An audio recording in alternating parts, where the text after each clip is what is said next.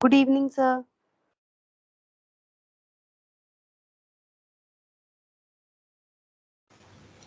नमस्ते जी, नमस्ते। वेट कर लेते हैं ना, अभी और लोग आ रहे हैं।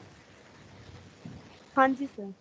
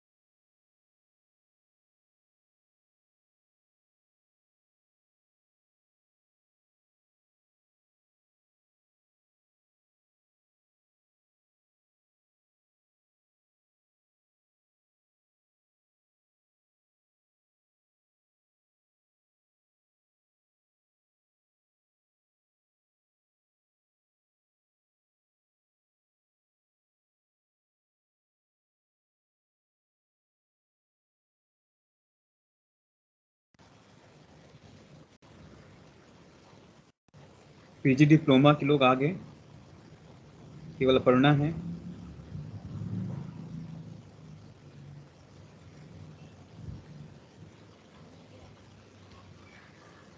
अपर्णा, सुन रही हैं आप हमें? Yes sir. पीजी डिप्लोमा में आप हैं और कौन है एक?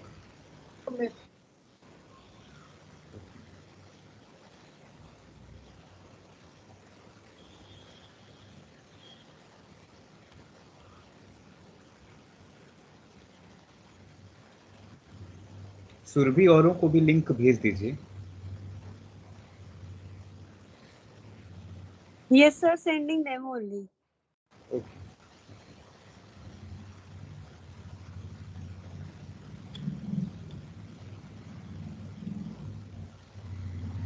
चलिए हम लोग स्टार्ट करते हैं। गायत्री मंत्र साथ साथ।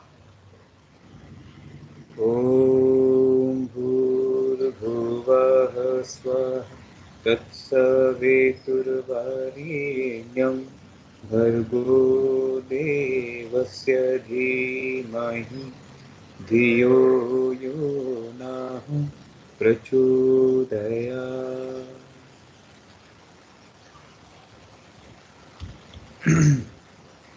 Welcome to all. जैसा कि हमने पिछली क्लास में आपसे ये शेयर किया कि जो सांख्य फिलॉसफी है वो एक ऐसी कॉमन फिलॉसफी है, या यूं कहें तो एक फाउंडेशन है सभी फिलॉसफी का, जिसका डिस्क्रिप्शन हर एक टेक्स्ट में मिलता है। आप भगवत गीता पढ़ेंगे, उसमें भी सांख्य की बातें भगवान कृष्ण कहते हैं। आप वाल्मीकि रामायण पढ़ेंगे, उसमें भी सांख्य की फिलॉसफी महर्षि वाल्मीकि कहते हैं। आप कुछ उपनिषद पढ़ेंगे, उसमें भी सांख्य की फिलॉसफी है ना बहुत अच्छे से समझाई जाती है। इसका मतलब कि इन फिलॉसफी का रेफरेंस तभी दिया जाता है जब इन फिलॉसफी में कुछ ऑब्जेक्टिव और कुछ साइंटिफिक रीजन होता है। और महर्षि कपिल को भगवान विष्णु का 24 अवतार भी माना गया है कि 24वें अवतार में से एक है। जब आप तो इसमें भगवान कृष्ण एक जगह लिखते हैं और क्या कहते हैं कि मैं मुनियों में ऋषि कपिल हूँ, मैं मुनियों में कपिल हूँ। और कपिल का होना अपने आप में सबसे बड़ी बात है, जहाँ कहीं ना कहीं ऑब्जेक्टिव नॉलेज को सामने रखा जा रहा है ना। तो यहाँ पर इकलौते कपिल ही ऐसे स्कॉलर हैं जिन्होंने बात क्रिएशन की नहीं की है। ज्यादातर लोगों ने देखा होगा, जैसे आपने सुना होगा कि किसी से पूछा जाता है ईश्वर कैसा है, ये सृष्टि कैसे बनी, तो बोले साहब ईश्वर ने बनाई। तो महर्षि कपिल ये नहीं कहते कि ये सृष्टि ईश्वर ने बनाई। महर्षि कहते हैं कि ये क्रिएशन नहीं है, यहाँ कोई चीज क्रिएट नहीं हुई है, यहाँ पर चीजें एवोल्यूट हुई है। इसीलिए उनकी थियरी जो है वो इवोल्यूशन को मानती है, और आज साइंस भी इवोल्यूशन को मानता है। साइंस भी आज से थोड़े साल पहले ये कहता था कि चीजें क्रिएट हुई हैं। फिर जब साइंस धीरे धीरे कोशिश करने लगा, उस तह तक गया, तो साइंस को भी पता चला कि चीजें क्रिएट नहीं हुई बल्कि इवोल्यूट हुई हैं। और उस इवोल्यूशन का रीजन क्या है? तो उस इवोल्यूशन का रीजन है कॉज इफेक्ट थियरी, है ना, जिसको हम सत्कार्यवाद कहते हैं। हम आगे देखेंगे, पर्टिकुलर आपके सिलेबस में सत्कार्यवाद है ना, तो हम उसको डिटेल्ड देखेंगे कि ऋषि कपिल क्या कहते हैं सत्कार्य के बारे में। ठीक है, वो ये कहते हैं कि किसी चीज का एवोल्यूट होना, किसी चीज का एवोल्यूशन होना, उसके पीछे की बड़ी वजहों को बताता है। और वो बड़ी वजह कौन सी है? तो वो बड़ी वजह कोई भी हो सकती है जिसकी खोज हम कर सकते हैं।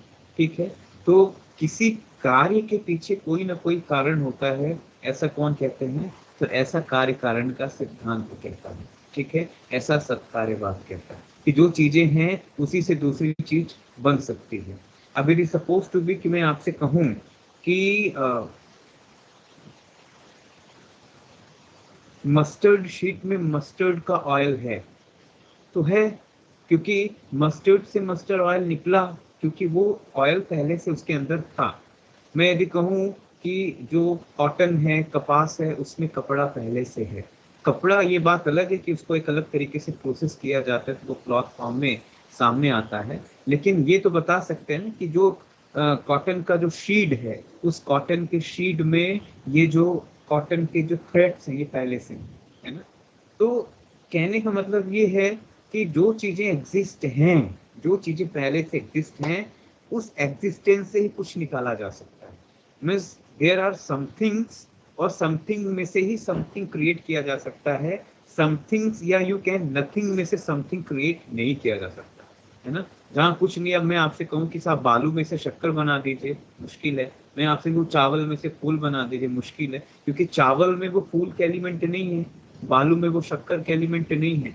तो the journey of consciousness into matter जो हमने पिछली क्लास में देखा, इसमें महर्षि कपिल जो बात करते हैं वो बड़ी गहरी करते हैं, और वो कहते हैं कि जो इवोल्यूशन है ये 25 एलिमेंट का इवोल्यूशन, और उस एवोल्यूशन में जो मेन रोल है वो किसका है? उस एवोल्यूशन में मेन रोल पुरुष का है और प्रकृति का है। सो प्रकृति इज द अनमैनिफेस्ट, है ना, प्रीमॉर्डियल मॉर्डियल मैटर है, अनमैनिफेस्ट है। जैसे ही पुरुष के साथ आती है तो वो क्या हो जाती है? वो एक्टिव हो जाती है। तो कहते हैं कि बिल्कुल जैसे पूरे फिलॉसफी में पहले ये माना जाता था कि सबसे गजब की फिलॉसफी जो है वो एरिस्टोटल की फिलॉसफी थी, अरस्तु की फिलॉसफी थी, यूनान की फिलॉसफी। एरिस्टोटल क्या कहते थे? एरिस्टोटल भी यही कहते थे कि कोई चीज जब पोटेंशियल फॉर्म में होती है और वो पोटेंशियल जब आपके अंदर एक्टिव फॉर्म में होता है तब एवोल्यूशन शुरू होता है ना। तो किसी व्यक्ति में भी यदि एवोल्यूशन हुआ, कोई व्यक्ति भी यदि सक्सेस है, कोई व्यक्ति अपने आप को रिफाइन कर रहा है, कोई व्यक्ति अपने आप को प्रमोट कर रहा है, कोई व्यक्ति अपने आप को उस पाथवे में लेके चल रहा है, तो उसके पीछे सीधी वजह क्या है? उसके पीछे बहुत ही सिंपल और सीधी वजह है कि उसके जो पोटेंशियल है अब वो एक्टिव फॉर्म में आ गए। अब उसके अंदर जो पोटेंशियलिटी थी वो एक्टिव हो गई है, जिसकी वजह से अब उसके अंदर चेंजेस आना शुरू हो गया है। ऐसे ही यहाँ भी महर्षि कपिल कहते हैं कि ये जो एवोल्यूशन है, ठीक है, प्रकृति के अंदर ये सारी दुनिया देखिए भरी पड़ी है। कितनी अच्छी बात है। जब ये सब कुछ कहाँ से निकला है? ये जो आप देख पा रहे हैं, ये हायरार्की जो दिख रही है आपको, तो ये हायरार्की कहाँ से निकली है? प्रकृति में से निकली है। मीन्स प्रकृति में से ही बुद्धि बना, प्रकृति में से ही अहंकार निकला, प्रकृति में से ही प्रकृति की तीन क्वालिटी सत्य रज और तम देखे, प्रकृति के अंदर ही माइंड, कुछ कॉग्निटिव सेंसेस और एक्टिव इंस्ट्रूमेंट देखे, मीन्स सेंस ऑर्गन और मोटर ऑर्गन दिखे, और प्रकृति में ही सब्टल एलिमेंट तन्मात्रा जिसको कहते हैं, और 5 ग्रॉस एलिमेंट जिसको महाभूत कहते हैं, ठीक है। वो कहाँ से सब कुछ बना है? प्रकृति में से। क्यों? क्योंकि ये प्रकृति में पोटेंशियल फॉर्म में थे, जैसे ही कॉन्शियसनेस इससे मिला वो एक्टिव हो गए और ये एक्टिव फॉर्म में शुरू हो गया, और प्रकृति ही सारे क्रिएशन मतलब इवोल्यूशन की कारण है। यदि कहते हैं ना कि साहब एवोल्यूशन का कारण कौन है, तो एवोल्यूशन का कारण प्रकृति है। यदि प्रकृति ना हो तो एवोल्यूशन ना हो, ठीक है। लेकिन प्रकृति के पीछे कौन है? तो प्रकृति के पीछे पुरुष है। पुरुष means consciousness, self, spirit, absolute self, supreme consciousness, जो भी नाम देना चाहते हैं वो नाम दे दीजिए। तो ये पुरुष ही है जो प्रकृति के अनमैनिफेस्ट जो थिंग्स हैं उसको मैनिफेस्ट कर रहा है, ठीक है। तो हमने पिछली क्लास में क्या देखा? ये जो 25 एलिमेंट हैं, अब यहाँ पर हम इसको आसानी से काउंट कर सकते हैं। ये स्लाइड जो हमने बना रखी है ये बहुत ही सिंपल सी है, तो इसमें आप आसानी से 25 काउंट कर सकते हैं, ठीक है। तो पिछली क्लास में हमने देखा कि जैसे ही प्रकृति से पुरुष का संयोग हुआ, महत मीन्स इंटेलेक्ट, बुद्धि सामने आई, और बुद्धि is the first principle of individualisation, intelligence या डिस्क्रिमिनेशन। आपके अंदर हम एक एलिमेंट को हम डिटेल में देखेंगे, क्योंकि थोड़ा सा डिटेल में जाएंगे, हमारे पास काफ़ी समय है और काफ़ी लेक्चर्स हैं, तो हम इसको इस तरीके से कोशिश नहीं करेंगे कि हम शॉर्टकट में निपटा दें। हम लोग तब तक चलते रहेंगे जब तक चीज़ें अच्छे से समझ में नहीं आ जाएंगी, ठीक है। फिर इंटेलेक्ट के बाद क्या आया? तो इंटेलिजेंस के बाद आया आपका ईगो, ठीक है, जो सेल्फ आइडेंटिटी को अलाउ करता है ना। कि आप, जैसे मैं आपसे कहूँ ईगो कैसे पता है, कैसे पता चलेगा? तो सपोज टू भी आप मुझे सुन रहे हैं, तो आप क्वेश्चन करें अपने आप से कि कौन सुन रहा है। तो ये जो आप क्वेश्चन करेंगे कि कौन सुन रहा है, तो ये जो एक मैंपन की फीलिंग आएगी, मैं सुन रहा हूँ, इस मैंपन की फीलिंग को क्या कहते हैं? सेल्फ आइडेंटिटी को क्या कहते हैं? ईगो कहते हैं। इस ईगो की वजह से ही आप ये फील करते हैं कि आप कर रहे हैं, ये आपसे हो रहा है, आप खा रहे हैं, आप पी रहे हैं, ये आपके फ्रेंड हैं, ये तमाम। तो जो सेल्फ आइडेंटिटी एसोसिएट हो रही है वो किसकी वजह से हो रही है? वो ईगो की वजह से। ये मेरी क्लास है, ये मेरा पेन है, ये मेरे मदर फादर हैं, ये मेरी सोसाइटी है, ये मेरा नेशन है। क्यों? क्योंकि it is the form of अहंकार, ईगो, ठीक है। उसके बाद ईगो के अंदर 3 बेसिक क्वालिटी कौन सी है? त्रिगुण, जिसको 3 बेसिक क्वालिटी कहते हैं। इट इज़ द सात्विक गुण, लाइटनेस या illumine, then rajasic, impaling, and the tamasic is the stable or the solid. So stable quality जहाँ भी हमारे अंदर है वो तामसिक, इम्पैलिंग क्वालिटी मीन्स मोबाइल क्वालिटी, चंचल क्वालिटी जो भी वो राजसिक, एंड सात्विक क्वालिटी मीन्स जहाँ भी इल्यूमिनाइड और लाइटनेस फीलिंग है आपको, वो कौन सी है? वो सात्विक, ठीक है।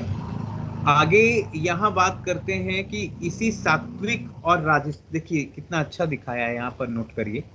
ये जो राजसिक है, it is the bridge, it is the bridge. ये इसके साथ भी काम करेगा, सात्विक क्वालिटी के साथ भी काम करेगा, और ये राजसिक के साथ भी काम करेगा। फर्क हो सकता है कि कई बार इसकी इसकी इंटेंसिटी या इसका जो लेवल ये बढ़ सकता है। कई बार राजसिक बहुत ज्यादा बढ़ जाता है तो बहुत ज्यादा चंचल हो जाते हैं, राजसिक कम हो जाता है तो हम बहुत स्टैटिक हो जाते हैं, है ना। तो कुल मिला के कहानी कहाँ पर है? कुल मिला के कहानी सात्विक और तामसिक के बीच में। और सात्विक बढ़ेगा तो आपके अंदर लाइटनेस बढ़ेगा, आपके अंदर एक प्रकाश बढ़ेगा, आपके अंदर एक सही स्थिति बढ़ेगी।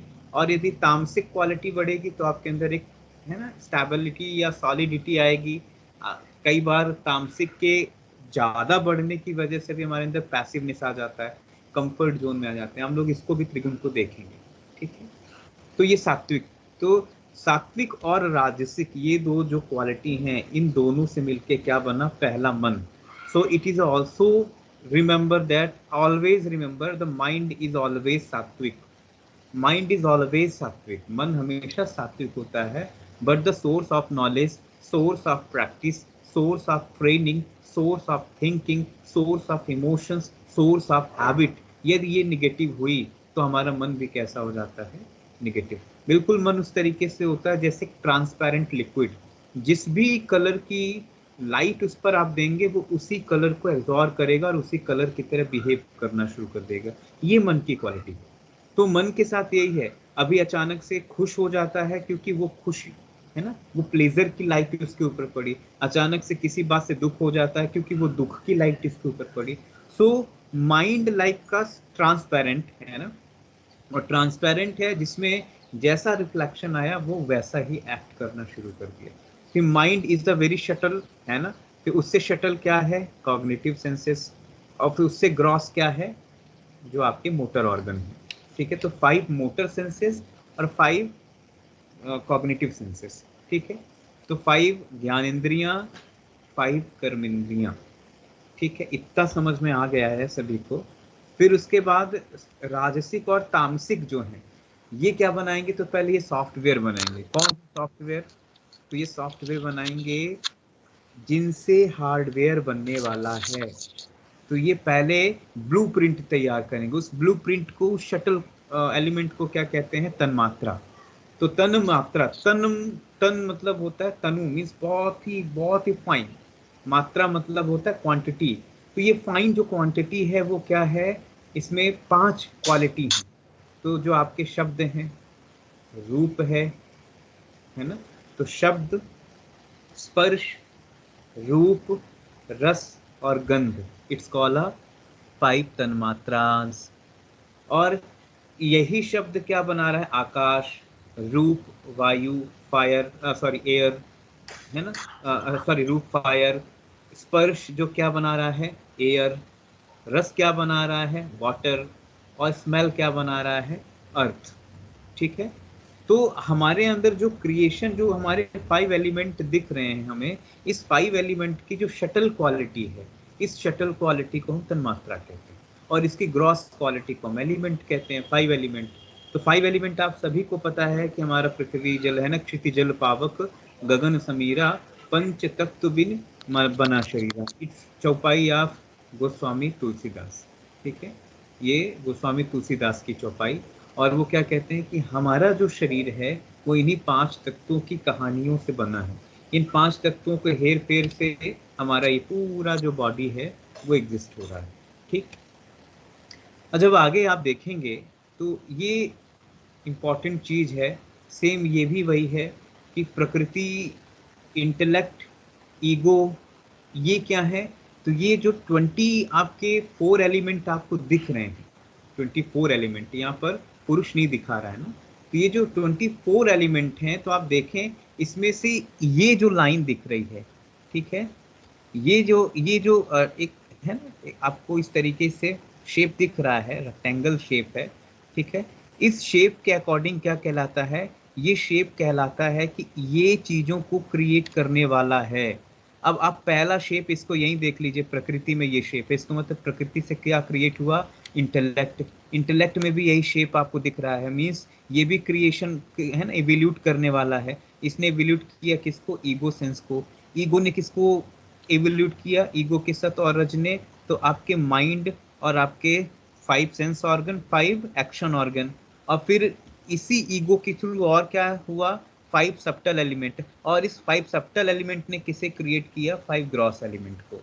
तो आप समझ पा रहे हैं ना कि ये जो है ना, ये रेक्टेंगल कहाँ कहाँ है, 1 2 3 और 4 आ रहा। और एक मजेदार चीज, ये जो आपको स्ट्रेट लाइन दिख रही है, ये क्या है, गुण, इट्स क्वालिटी, त्रिगुण। तो ये त्रिगुण देखिए सब जगह है। ये जो है ये आपको यहाँ भी दिखेगा, इंटेलेक्ट में भी दिखेगा, ये ईगो में भी दिखेगा, देखिए 1, ये 2, फिर आपको माइंड में भी दिखेगा, आपको सेंस ऑर्गन में भी दिखेगा, आपको 5 एक्शन ऑर्गन में दिखेगा, और आपको 5 ग्रॉस एलिमेंट और सब्टल एलिमेंट में दिखेगा। तो ये जो स्ट्रेट लाइन है, ये स्ट्रेट लाइन आपको हर एक जगह दिखेगी। क्यों, क्योंकि प्रकृति का नेचर कैसा है, प्रकृति का नेचर जो है वो गुणात्मक है, त्रिगुणात्मक। और यही 3 गुणों से हमें ये दुनिया दिखाई देती है, सुख, दुख और उदासी। ये दुनिया ऐसी दिखाई देती है ना। तो सुख इज द पार्ट ऑफ सत्वगुण, दुख इज द पार्ट ऑफ रजोगुण, एंड उदासीन is the part of the तमोगुण। ठीक है, जहाँ उदासीन है, जहाँ चीजें न्यूट्रल है। ठीक है, तो क्या कहने का मतलब है, सिंपल सा, कि हमारी जो दुनिया है, हम जो बातें करते हैं, हम जो चीजें समझते हैं, उसके 3 बेसिक आधार हैं। और वो कौन से हैं, हम कभी सात्विक होते हैं, कभी लाइट माइंड के होते हैं, कभी हम राजसिक, कभी हम मोबाइल माइंड के होते हैं, इंपैलिंग माइंड के होते हैं, मोशन माइंड के होते हैं, हाइपर माइंड के होते हैं, मोबिलिटी है कभी, है ना, मूवमेंट चल रहा है, और कभी हम स्टैटिक माइंड के होते हैं। तो हमारी लाइफ में हम देखें कि हम इन 3 क्वालिटी से घिरे हुए हैं। फॉर एग्जाम्पल, आप मॉर्निंग में उठते हैं, तो कितने लोग मॉर्निंग में उठने के बाद वो ये फील करते हैं कि यस, उनकी नींद जो है वो फ्रेश हुई है, अब ज़्यादा सोने की ज़रूरत नहीं है।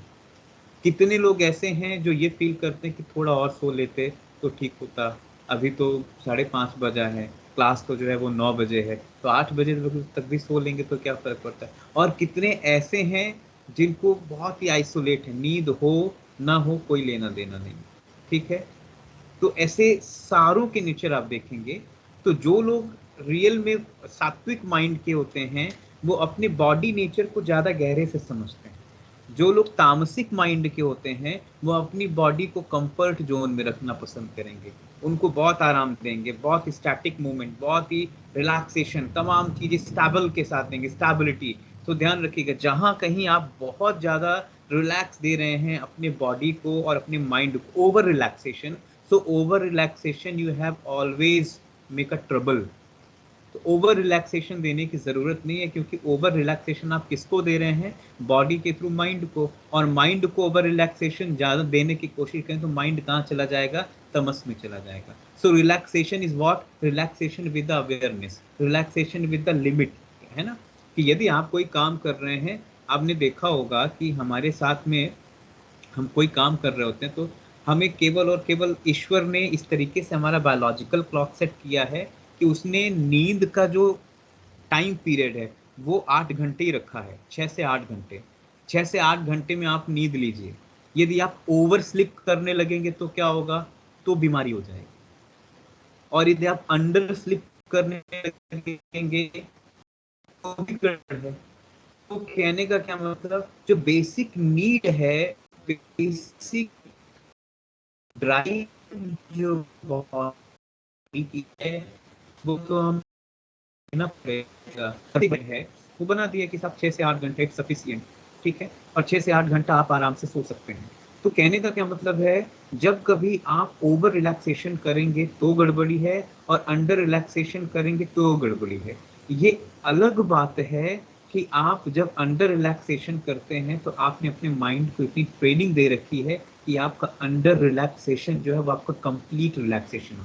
For example, Napoleon Bonaparte. Napoleon Bonaparte के बारे में बड़ी अच्छी कहानी आप सभी को पता होगी। नेपोलियन बोनापार्ट को कहा जाता है कि वो बहुत ही अच्छा प्रैक्टिशनर था योग निद्रा का। तो जब वो लड़ाई करता था तो लड़ाई करते करते समय बीत जाता तो उसको टाइम भी नहीं मिलता था सोने का। प्रैक्टिस करते करते समय बीत जाता था लेकिन उसको टाइम नहीं मिलता, तो वो घोड़े पर ही 2 घंटे सो लेता था। तो 2 घंटे सोने का क्या मतलब है? It is the training of the mind कि 2 आवर में आपने 8 आवर्स की स्लीप कंप्लीट कर ली। It's a methodology of the yoga nidra. It is a different thing, but in normal human being the something is a very very very very common. तो हमें जो common principal है हमें उसको भी अभी तो दिमाग में लेके चलना है ना। तो आप ये देख सकते हैं इस सिंबल से पता चल रहा है ना कि यदि आपसे पूछा जाए how many involvements in this flow chart, तो हाउ मेनी इवॉल्वमेंट्स, कितने ऐसे हैं जो इवॉल्वमेंट्स हैं जो चीजों को क्रिएट कर रहे हैं, हाउ मेनी, आप ये लोग बताइए।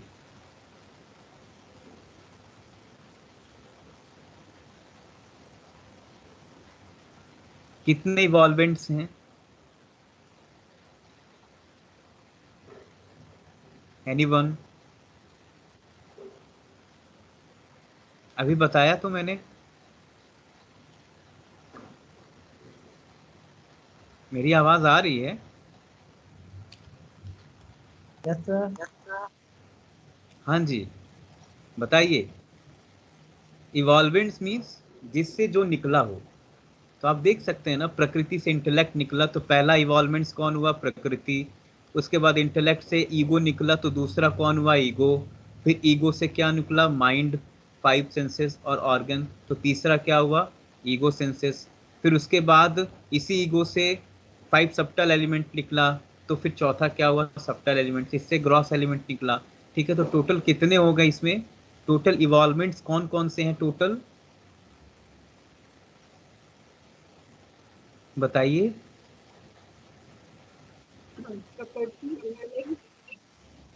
सर 10 हो गए ना? टोटल इस तरीके से बताइए जो ट्रायंगल में है, रेक्टेंगल में है, जो रेक्टेंगल में है उनका बस बताइए। काउंट मत करिए कि 5 ये हैं 5 ये, इनको काउंट करने की जरूरत नहीं है। बस ये बताइए यहाँ पर जो इवॉल्वेंट्स हैं वो कौन कौन से हैं।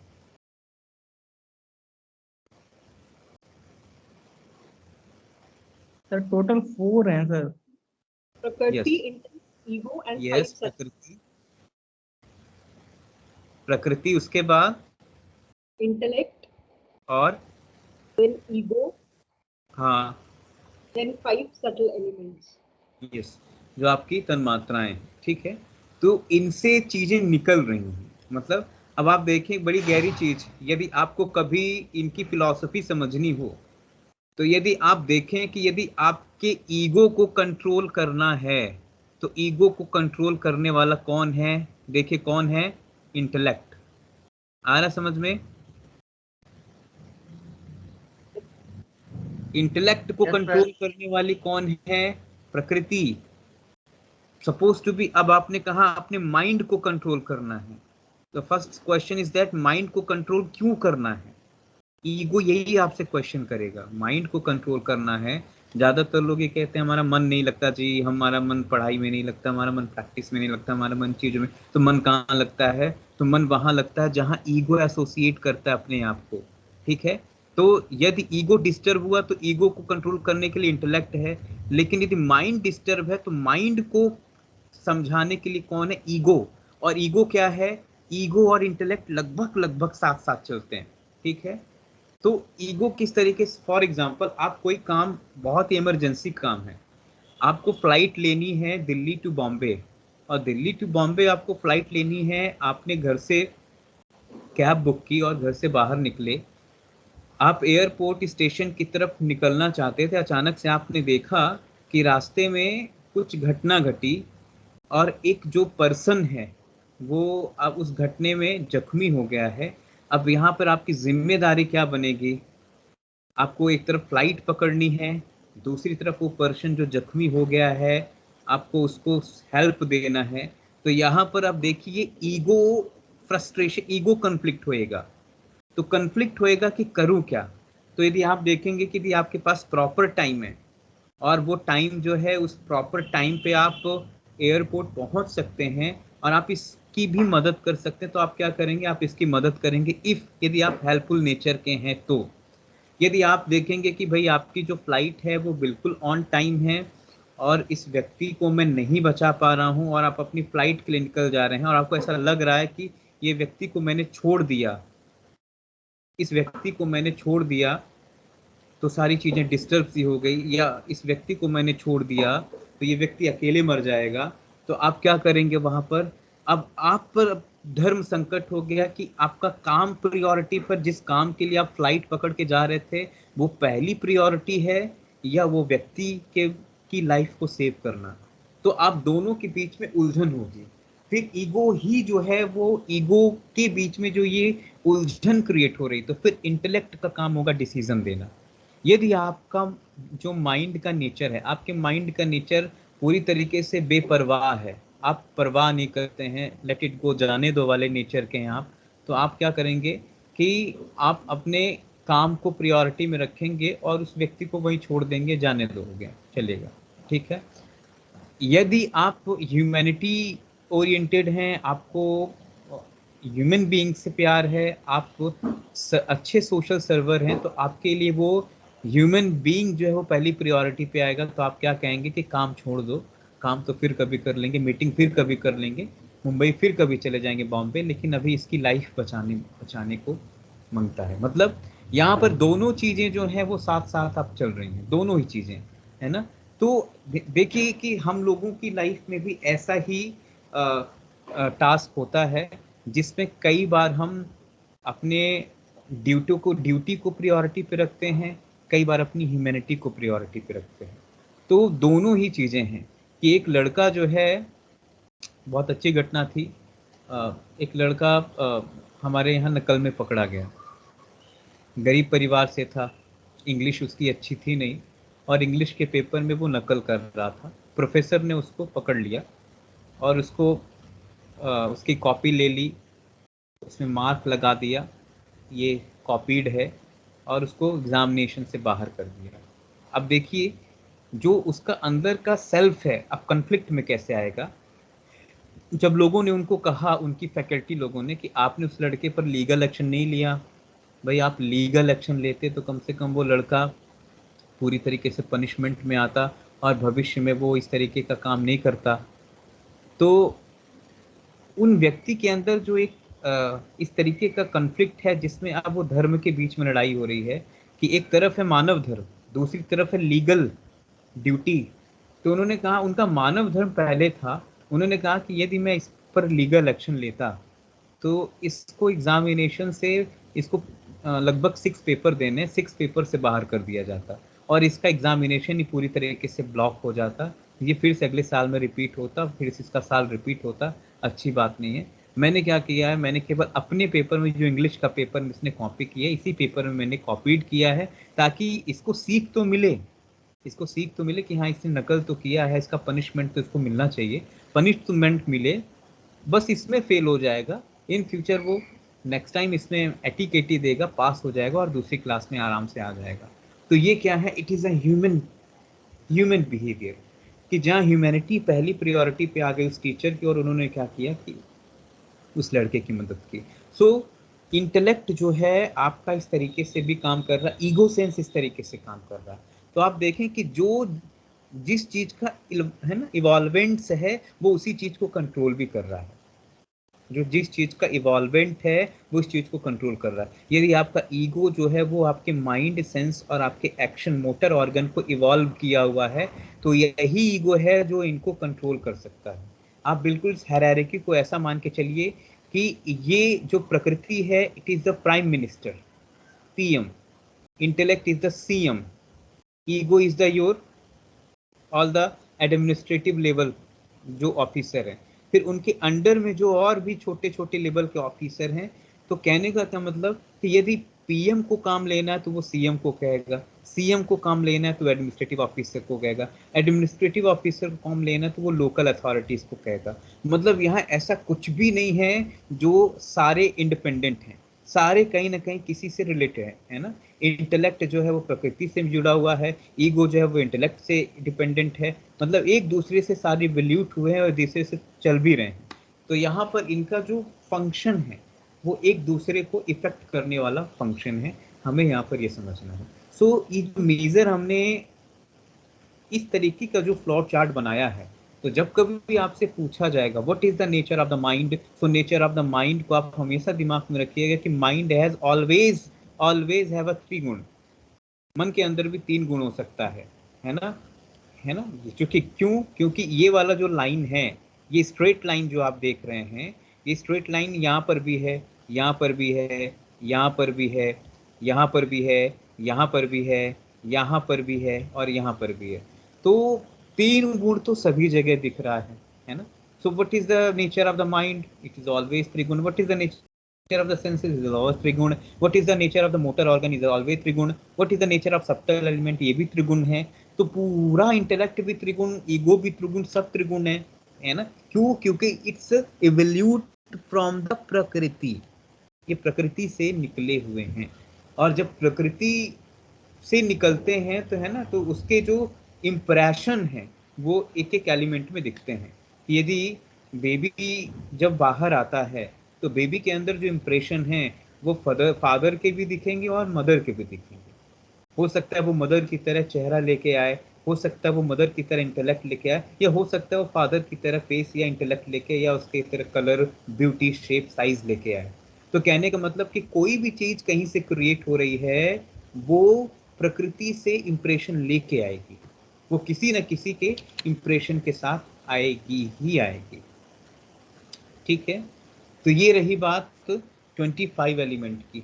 अब एक एक एलिमेंट को हम लोग क्या करते हैं, थोड़ा सा स्पेसिफिक तरीके से देखते हैं। ठीक है, तो सबसे पहला एलिमेंट कौन सा है, आपके स्क्रीन पे दिखा है, वो कौन सा है, पढ़ पा रहे हैं?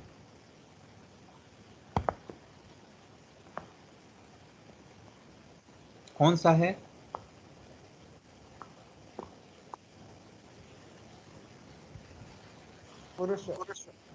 पुरुष।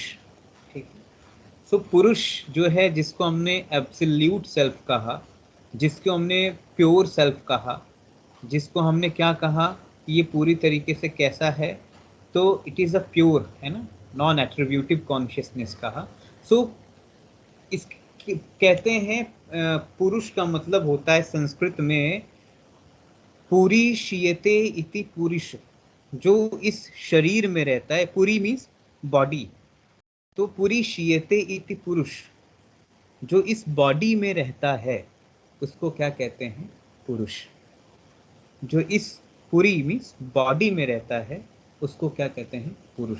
सो पुरुष is the transcendental self and the pure consciousness. ठीक है, so it is a transcendental self means there are no any emotions, it is a emotionless, it is a one beyond of the emotion, it's called a transcendental, इसको भावातीत कहते हैं। ठीक है, so transcendental self and the pure consciousness mean its identity is totally pure, it is not a impure। यदि ये impure हो जाएगा तो ये क्रिएशन नहीं कर सकता। so it is a pure consciousness, ये बिल्कुल प्योर है, ट्रांसपेरेंट है, पायस है, प्योर कॉन्शियसनेस है। जब हम आते हैं इस दुनिया में तो हम प्योर होते हैं, जैसे ही इस दुनियादारी में उलझना शुरू होते हैं तो हम इम्प्योर हो जाते हैं। और वो इम्प्योरिटी कहाँ दिखती है, वो इम्प्योरिटी हमारे माइंड में दिखती है, वो इम्प्योरिटी हमारे इंटेलेक्ट में दिखती है, वो इम्प्योरिटी हमारे ईगो में दिखती है, वो इम्प्योरिटी हमारे टोटल बॉडी के बिहेवियर में दिखती है ना। लेकिन सेल्फ में कोई इम्प्योरिटी नहीं है, self always pure. For example कि आपके सामने ये टॉर्च है, आपको ये दिखाई दे रहा होगा, ये टॉर्च क्या है, it is a pure consciousness. अब यदि मैं कहूँ कि इस प्योर कॉन्शियसनेस पे मैं कोई लेयर डालना शुरू कर दूं, तो फॉर एग्जांपल ये लेयर मैंने एक लेयर डाला, फिर भी रोशनी आ रही है। ठीक है, फिर मैंने क्या किया, ये दूसरा लेयर हुआ, फिर भी रोशनी आ रही है। फिर क्या किया, तीसरा layer, it is a layer of the evolution, it is a layer of the mind, layer of the intellect, layer of the all thing। फिर ये तीसरा, ठीक है। और धीरे से जैसे जैसे ये लेयर बढ़ते जाएंगे, आप देखेंगे इस पुरुष की जो रोशनी है, इसकी जो कॉन्शियसनेस है, वो कॉन्शियसनेस की जो है ना, जो स्थिति है, जो पोटेंशियलिटी है, वो धीरे धीरे धीरे धीरे कम होना शुरू हो जाएगी। ठीक है। तो इसी तरीके से होता है कि पुरुष तो ऑलवेज लाइटनिंग है, ऑलवेज लाइटनिंग, लेकिन जैसे जैसे हम इस, है ना, अपने मन में, अपने ईगो में, अपने प्रकृति में इस तरीके के जैसे जैसे त्रिगुण कम घटते बढ़ते रहते हैं, वैसे वैसे इसका भी स्थिति बिल्कुल नाजुक होता है। और एक स्थिति ऐसी आ जाती है कि केवल और केवल ये ब्लॉक हो जाता है, सपोज टू बी माइंड बिल्कुल तामसिक हो गया है, या बिल्कुल ब्लैक चीजें आ गई हैं, तो ये क्या हो गया, ब्लैक। तो इसी तरीके से हमारा भी ह्यूमन माइंड है, इसी तरीके से हमारा बॉडी है। सो पुरुष ऑलवेज प्योर, इसमें कोई गंदगी नहीं है। जो लोग कहते हैं आत्मा बुरी होती है, अच्छी होती है, आत्मा बुरी अच्छी नहीं होती, आत्मा आत्मा होती है ना। लोग कहते हैं इसके अंदर बुरी आत्मा का साया है, इसके अंदर बुरी एनर्जी है ना, बुरी आत्मा आ गई है, इसके अंदर दूसरी है, तो नहीं, आत्मा बिल्कुल आत्मा होती है। उसका क्यों कोई इम्प्योरिटी नहीं है कि वो इम्प्योर है, वो इविल है। ठीक है। ये इस तरीके की जो बातें आ रही हैं, ये वहीं आ रही हैं जहां लोगों ने सेल्फ को मिसअंडरस्टूड किया है, जहां लोगों ने सेल्फ को समझा ही नहीं है ना, तो ये बातें वहां आ रही हैं। सो आत्मा आत्मा होती है। ठीक है। उसके जो लेयर्स हैं वो जो हैं वो सतोगुण, रजोगुण और तमोगुण से भरे हो सकते हैं, लेकिन आत्मा तो आत्मा होती है ना। अभी जो रोशनी आप मेरे को देख रहे हैं, अभी धीरे से ही अंधेरा हो जाए तो मेरी शक्ल तो मेरी शक्ल है ना, लेकिन हो क्या रहा है, इस रोशनी से मैं आपको कभी ज्यादा लाइट दिख रहा है तो कभी कम लाइट दिख रहा है, तो क्या मतलब हुआ, आई एम द पुरुष, है ना। बट ये जो रोशनी की बात मैं कर रहा हूँ, इट इज द त्रिगुण। यदि यही रोशनी काली हो जाएगी तो मेरी शक्ल काली दिखने लगेगी, डल दिखने लगेगी। ये रोशनी दूसरी हो जाएगी तो मेरी शक्ल दूसरी दिखने लगेगी। सो जो कर्टन ऑफ द पुरुष है, कर्टन ऑफ द पुरुष इज कॉल्ड प्रकृति, वो क्या है, यदि वो गड़बड़ होने लगेगी तब कहानी डिस्टर्ब होती है। सो इट इज अब्सोल्यूट, ये अब्सोल्यूट है ना, ये किसी से इसका कंपैरिजन नहीं किया जा सकता। So it's called absolute, it is not a relative, it is absolute truth, not a relative truth. Absolute truth means, absolute truth का मतलब होता है ऐसा सच जिसको किसी से हम कंपैरिजन नहीं कर सकते, अपने आप में सच सच है कि सूरज सूरज है, आप उसको किसी से कंपैरिजन नहीं कर सकते। चांद चांद, उसको किसी से compare, it is absolute truth, ये एब्सोल्यूट एंटाइटीज है। ठीक है। तो हम इनको कंपैरिजन नहीं कर सकते। So now second thing is, और क्या है इसकी क्वालिटी, क्वालिटी है। सो क्वालिटी ऑफ पुरुष इज द ट्रांसेंडेंटल सेल्फ। पहली क्वालिटी क्या है, transcendental self. Second quality is the pure consciousness. Third quality is the absolute. Fourth quality is the independent, वो स्वतंत्र है, वो इंडिपेंडेंट है, उसे कोई अपने वश में नहीं कर सकता। ठीक है ना, वो जब मन करता है वो मूव कर सकता है, इट इज इंडिपेंडेंसी। ठीक है। लेकिन प्रकृति के साथ आते ही वो क्या हो जाता है, प्रकृति पर डिपेंड हो जाता है। तो अब आपके अंदर ये क्वेश्चन होगा कि जब वो इंडिपेंडेंट है, इतना शक्तिशाली है सर, तो वो कैसे प्रकृति से जुड़ते ही वो इंडिपेंडेंट हो जाता है।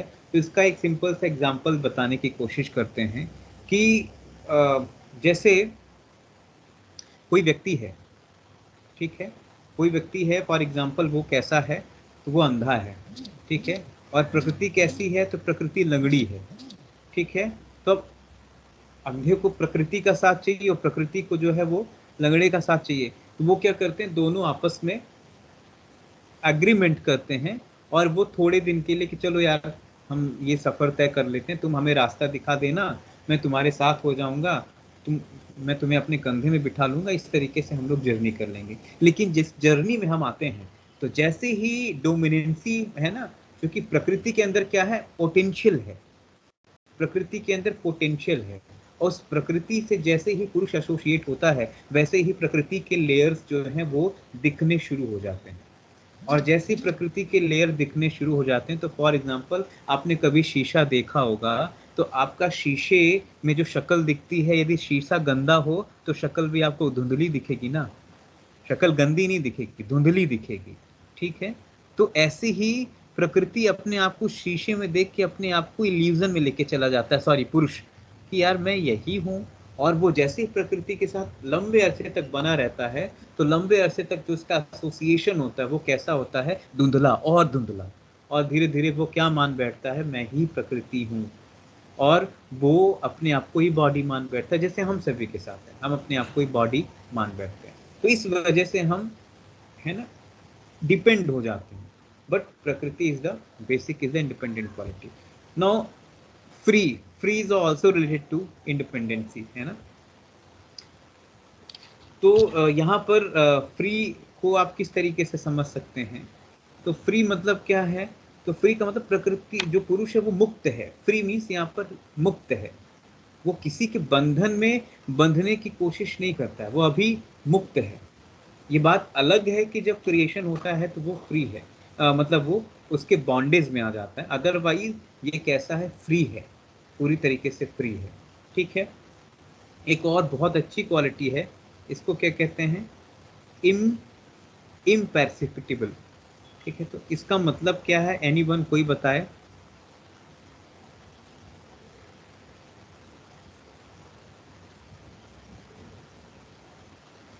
कैसा है, इसका मतलब क्या है, कोई बताए। इम्परसेप्टिबल मतलब क्या होता है, एनीवन।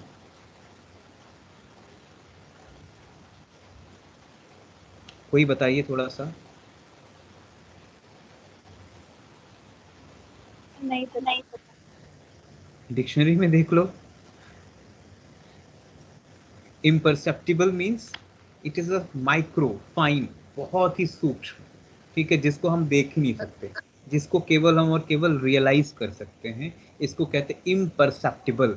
मतलब हम उसको, परसेप्शन मीन्स हम उसको देख भी नहीं सकते। अभी आप मेरे हाथ देख रहे हैं, मेरे धागे देख रहे हैं, ठीक है, ये रुद्राक्ष की माला देख रहे हैं, it is a perceptible thing. But purusha is the imperceptible. Imperceptible means इसको ज्ञानेंद्रियों से नहीं देखा जा सकता, इसको नॉर्मल आंखों से आप नहीं देख सकते, ठीक है। It is the beyond of the sense, beyond of the perception, it's called the imperceptible. Beyond of the perception लिख लीजिए, beyond of the perception. And unknowable, unknowable, तो अननोएबल मतलब आप उसको क्या कर सकते हैं, वो जाना भी नहीं जा सकता, वो ऐसी चेतना है जिसको जाना ना जा सके। अज्ञात, अननोएबल मीन्स क्या होता है, अज्ञात, जिसको जाना ना जा सके।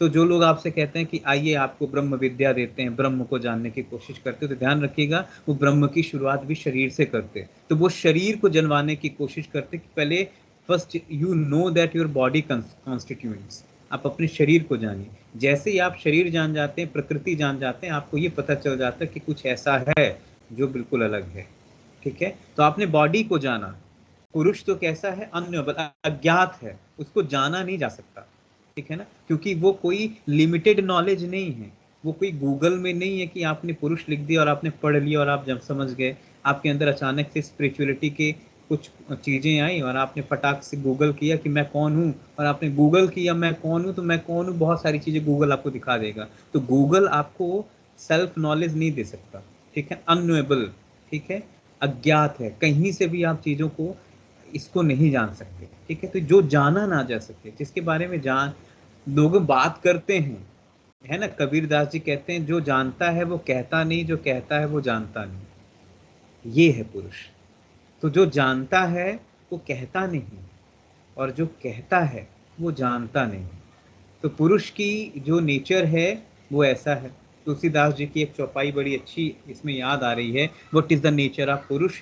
तो वो कहते हैं बिनु पद चले सुने बिनु काना, बिनु पग चले, उसके पास पैर नहीं है फिर भी चलता है, सुने बिनु काना, कान नहीं है फिर भी सुनता है, कर बिन करे कर्म विधि नाना, हाथ नहीं है फिर भी बहुत सारे काम कर लेता है, आनन रहित सकल जस भोगी, पेट नहीं है फिर भी सारी चीजों का भोग कर लिया है, बिनु वाणी वक्ता बड़ जोगी, उसके पास वाणी भी नहीं लेकिन वक्ता तो क्या पूछना। It is the nature of the non attribute, ठीक है। सो ये नेचर है। और क्या है, above any experience and beyond the word and explanation। ठीक है, तो ये अनुभव से भी अनुभवातीत कैसा है, above any experience अनुभव से भी परे है, and the beyond the word explanation है ना, शब्दातीत शब्द से भी परे है। सो beyond the words and explanation, आप उसके बारे में कुछ कह भी नहीं सकते, ना जिसको जाना जा सके, ना जिसके बारे में कहा जा सके, ना जिसके बारे में शब्द हो, जो अनुभव से परे हो, जो स्वतंत्र हो, जो मुक्त हो, जो इम्परसेप्टिबल हो, जो प्योर कॉन्शियसनेस हो, जो प्योर एब्सोल्यूट सेल्फ हो, उट्स कॉल्ड अ पुरुष। तो अब आपको समझ में आ रहा होगा कि पुरुष की क्वालिटी जो है वो कितनी गहरी है। It's remain pure non attribute consciousness. What is the meaning of attribute? Anyone? Sir, attributes means the qualities. Yes. और थोड़ा और पास आइए, मतलब उसके जस्ट मीनिंग के पास आइए। और मतलब क्या हुआ?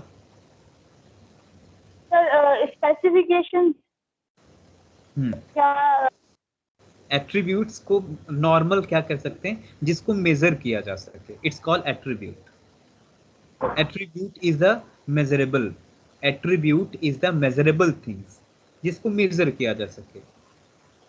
आपको भूख लगी है, आपको प्यास लगी है, तो आपकी भूख को उस तरीके से मेजर नहीं कर सकते हैं, इसलिए नॉन एट्रीब्यूट है ये, है ना। आपकी प्यास को उस तरीके से हम मेजर नहीं कर सकते, नॉन एट्रीब्यूट। लेकिन मैं कहूँ कि सुरभि की हाइट क्या है, मेजर किया जा सकता है। सुरभि की आईक्यू क्या है, मेजर किया जा सकता है। सुरभि का ईक्यू क्या है, मेजर किया जा सकता है। उसका बीएमआई क्या है, मेजर किया जा सकता है। बॉडी कंपोजिशंस क्या है, मेजर किए जा सकते हैं। बट कुछ ऐसी चीजें हैं जो मेजरेबल नहीं है, उसको कहते हैं non attribute.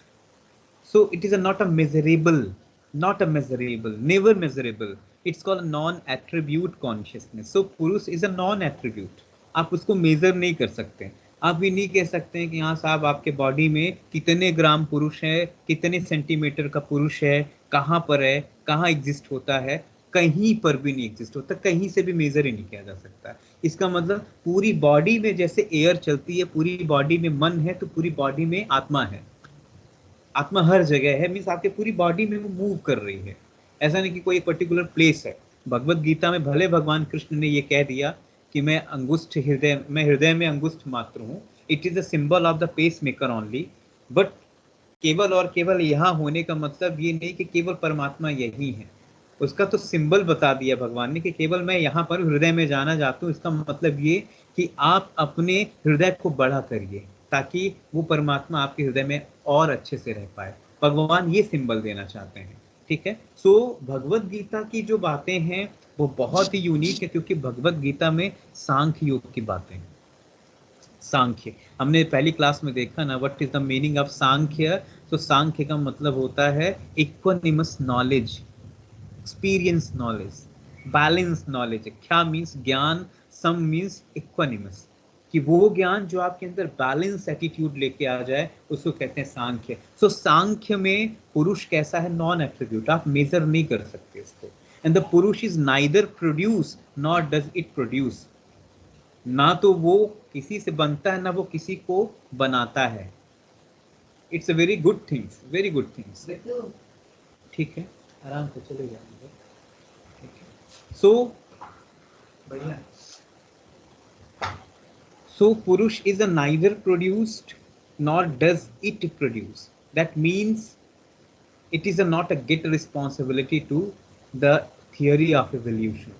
It is totally independent because it is independent, free, imperceptible, absolute, non-attribute, because है ना। So all the things is non-attribute, all the thing is absolute, all the thing is imperceptible, pure consciousness. So there are no any है ना contraindication regarding its neither produce or does it produce। so ये किसी को बनाता नहीं है और ना कहीं से बनता, ठीक है। वो it is a very famous slogan of the Bhagavad Gita, नैनम छिन्दन्ति शस्त्राणि नैनम दहन्ति पावकः, है ना। So it is a specific morality because the Bhagavad Gita is the root books of the Sankhya philosophy, because the Lord Krishna is the very very influenced by the taxonomy of the Sankhya. So नैनम छिन्दन्ति शस्त्राणि, है ना, ये जो पुरुष है ये कहीं से क्या कह सकते हैं, हार्म नहीं हो सकता, ना इसको 5 एलिमेंट जो है उसको डिस्टर्ब कर सकती है, ना ये बनता ना ये बनाया जाता है, ये कैसा है, so it is a unknowable, absolute, है ना, नॉन एट्रीब्यूट, पता नहीं, ये कुछ अलग ही है. So it is held the unlike Advaita Vedanta and the like Purva Mimamsa Sankhya belief in purity of the purusha, है ना. तो वेदांत में भी और पूर्व मीमांसा जिसको ज्ञान योग कहते हैं उसमें भी यही बात आई है पुरुष के लेके कि पुरुष कैसा है. तो पुरुष को आप प्रोड्यूस नहीं कर सकते, ना ये किसी को प्रोड्यूस कर सकता है, और ये कैसा है तो इट्स बिल्कुल अल्टीमेट एब्सोल्यूट सेल्फ है. और सांख्य कहता है प्लूरलिटी ऑफ द पुरुष, कि ऐसे कई पुरुष हैं, है ना, कि जैसे हम हैं, हमारे अंदर एक पुरुष है, जितने लोग हैं उनके अंदर जितने पुरुष हैं. ये कौन कहता है? सांख्य कहता है. सो सांख्य की philosophy is a very practical. और आप देखें कि इतनी प्रैक्टिकल फिलोसफी जो है वो सांख्य के अलावा और कोई नहीं कह सकता है. तो इस प्रैक्टिकल फिलोसफी को आज हम केवल यहीं तक समझेंगे. आगे के सेशन में हम प्रकृति को थोड़ा सा लेके चलेंगे, लेकिन आज नहीं, कल मिलेंगे और प्रकृति के बारे में डिस्कस करेंगे. आपको पता होगा आपके सिलेबस में का जो कंसेप्ट है, द कंसेप्ट ऑफ पुरुष, यहाँ हम लोग डिटेल्ड पढ़ रहे हैं, है ना. तो इसलिए अलग से जो टॉपिक है ना कंसेप्ट ऑफ पुरुष, उसको आप ये ना मान के चलिए कि सर इसको क्या अलग से पढ़ाएंगे, नहीं, उसको अलग से पढ़ाऊंगा नहीं. इसी में हम लोग सबको डिटेल्ड देखेंगे ताकि आपको ज़्यादा मेहनत करने की ज़रूरत न पड़े. एक ही स्लाइड में सारी चीज़ें आपको मिल जाएंगी. हो सकता है इसका लेक्चर लंबा चलेगा, क्योंकि नो डाउट इसमें बहुत सारी ऐसी चीज़ें हैं, इसको अलग अलग तरीके से हम लोग सेपरेटली देखेंगे. ठीक है, तो ये रही बात आज पुरुष की. इन्हीं बातों के साथ हम शांति पाठ करते हैं. ठीक है, शांति पाठ.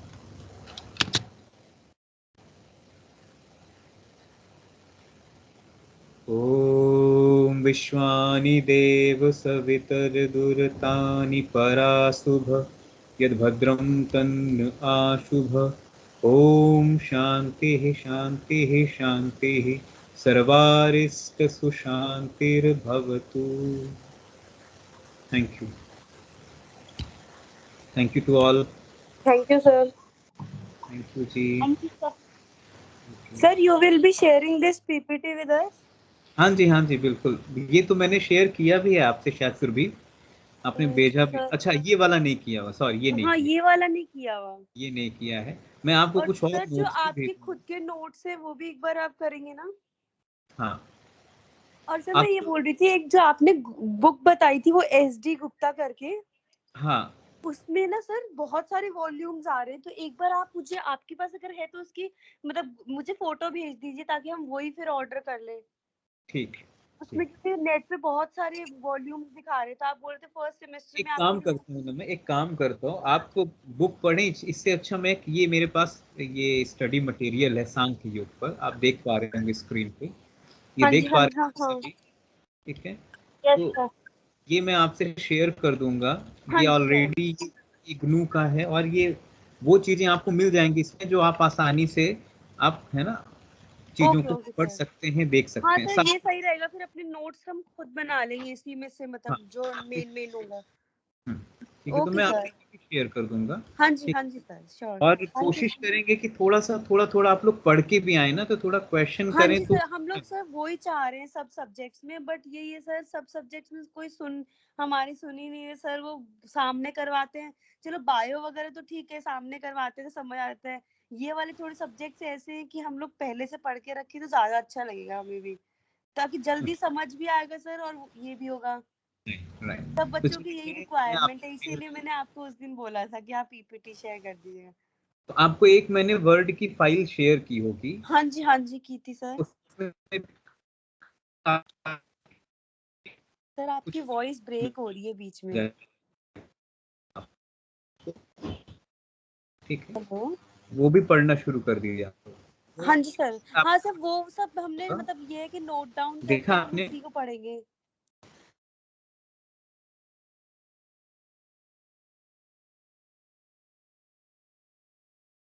हेलो. हेलो.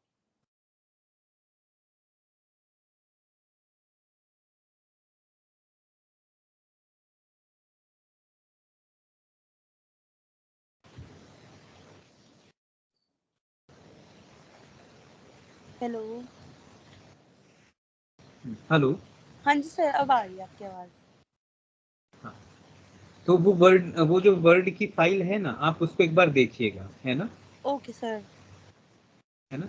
उसमें हाँ भी जी काफी सर। कुछ मिल जाएगा और आप स्टूडेंट से, अपने दोस्तों से शेयर कर सकते हैं, हाँ जी तो सर, उनको मैंने भी सबको काफी। शेयर कर दी है, मैं सबको रिसीव भी हो गई है। क्योंकि बस मेरे पास ये अब जो पीजीटी वाईटी के स्टूडेंट्स हैं उनका नंबर नहीं है, तो उन लोगों के अलावा सबके पास है पीपीटी आप वाली। तो आप उनके नंबर ले लीजिए, 2 ही लोग तो हैं बेचारे। सर इनका 2 ही नंबर हैं। अब पता नहीं, हमें को वो सर ने दिया नहीं है ऐसे। सर यहाँ पे या तो मैं सर को बोल दूंगी कुछ स्टडी मटेरियल भेजने की, तो विनम्र सर से ले लूंगी मैं। Okay. Okay sir. Share that, can you share that file in the MS Teams? हाँ जी, अपर्णा क्या कह रहे हैं?